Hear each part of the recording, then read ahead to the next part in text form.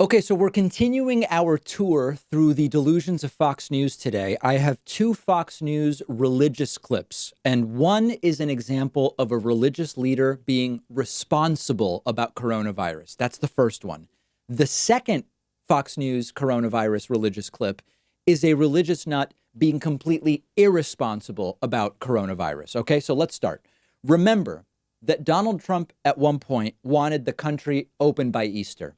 And it's a sort of God complex gone wrong. I've talked about this before. Trump seeing himself as a sort of Jesus-like figure, resurrecting the country on Easter, much like the biblical Easter story of Jesus's resurrection. Now, ultimately, it didn't work.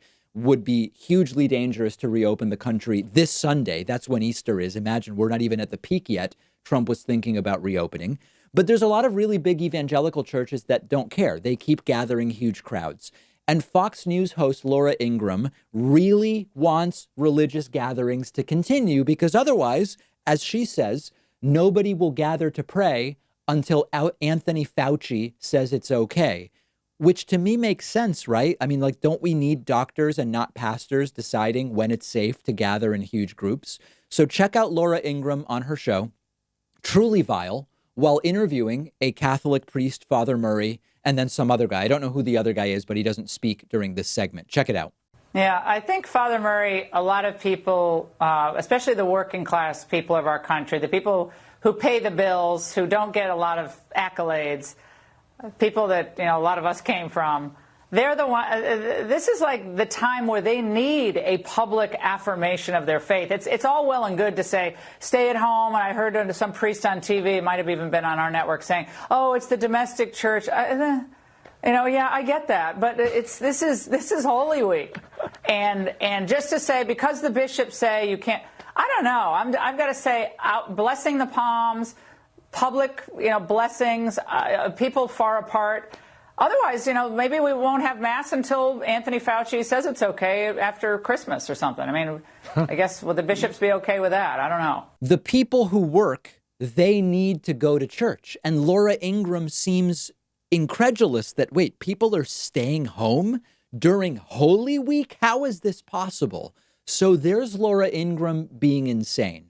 But now we get to Father Murray's response.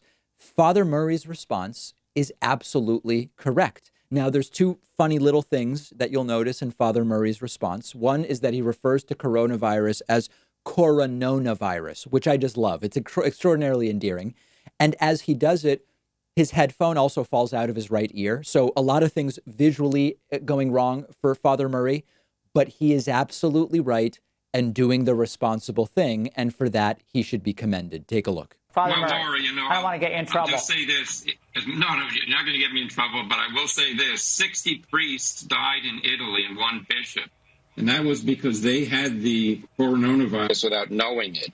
And they put out, that disease into their congregation. And so many people have died in Italy. And, we don't want to repeat that here. You have to get ahead of the curve. You can't just keep things, as they were. And it's regretful, but whatever you do to the least of my brethren, you do to me. If you sacrifice going to Mass so that people don't get sick, I think that's a form of praising God. So the Catholic priest pointing out, essentially, stay the hell home, actually saying the responsible thing. You should stay home.